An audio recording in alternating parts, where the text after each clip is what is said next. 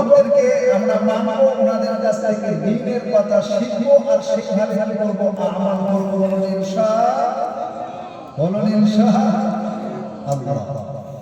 তো আসো আল্লাহ রাব্বুল আলামিন, দেখুন আমি বলছিলাম কি মুফতি সাহেব বলছিলেন যে একটা মানুষ আরেকটা মানুষের উপরে কি করবে, যে যে বিষয়ে যাতে তার কাছে শিখতে হবে। দুনিয়াতে কোনো মানুষ স্বয়ং সম্পূর্ণ নয়, এটা একটা উদাহরণ দিয়ে বোঝায় আপনাদের।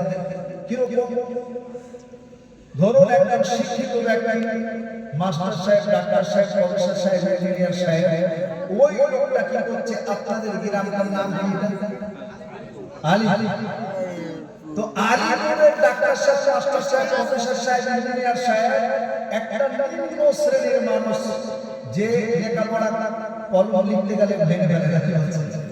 এইরকম একটা লোকের বাড়িতে গিয়ে সন্ধ্যাবেলায় বলছে, বাহ কালকে আমার জমিতে ধান কাটতে হবে, কালকে যাবি আমার ধান কেটে দিবি।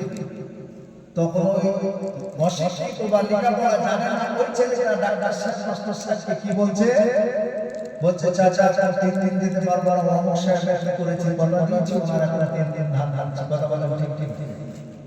তাহলে একটা মাস্টার সাহেব, ডাক্তার সাহেব, প্রফেসর সাহেব, ইঞ্জিনিয়ার সাহেব যাচ্ছে কার কাছে? একজন নিম্ন শ্রেণীর মানুষ তার কাছে দাঁড়ানো হচ্ছে না, হচ্ছে না? বলে দু চার দিন পরে বুঝতে পেরেছে ওই যে লোকটা লেখাপড়া জানে না, ওই ছেলেটা একটা খাতার কলম নিয়ে এবার ওই মাস্টার সাহেবের কাছে এসে বলছে, চাচা বলে কি হলো, বলে একটা দরখাস্ত লিখতে হবে, পঞ্চায়েতে জমা দিতে হবে, আমি তো লিখতে জানি না, তো চাচা একবার লিখে দেয়। ছোট বলে কি গো, আসছে না, আসে না, আসে না। তাহলে আল্লাহ রাব্বুল আলামিন দুনিয়াতে দেখুন কাউকে স্বয়ং সম্পূর্ণ করে নাই, একটা মানুষ আরেকটা মানুষের উপরে নির্ভরশীল। কথা বলেন ঠিক কি না?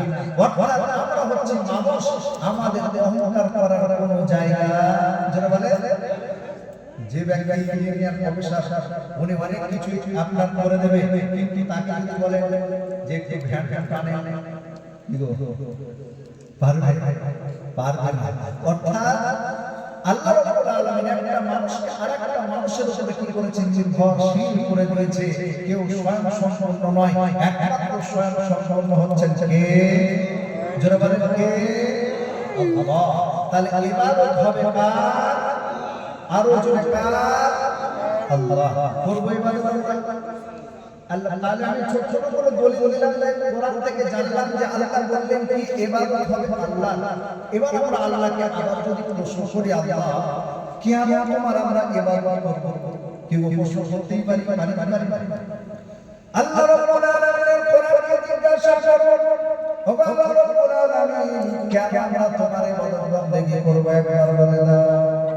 আল্লাহ রাব্বুল আলামিন কোরআন শরীফের ভিতরে ঘোষণা দিলেন, পারা নম্বর 1 পৃষ্ঠা নম্বর 3 রুকু নম্বর 3 আয়াত নম্বর 21 সূরা নাম সূরা বাকারা বান্দিকের পৃষ্ঠায় নিচের দিক থেকে 6 লাইন করে কোরআন শরীফ নকল করে জানিয়ে দেয়, ইয়া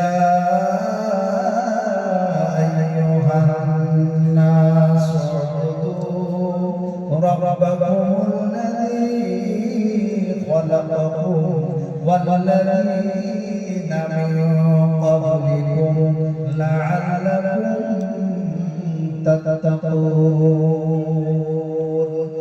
الذي جعل لكم الأرض فراشا والسماء بناء وأنزل من السماء ماء فأخرج به من الثمرات رزقا لكم فلا تجعلوا لله أندادا وأنتم تعلمون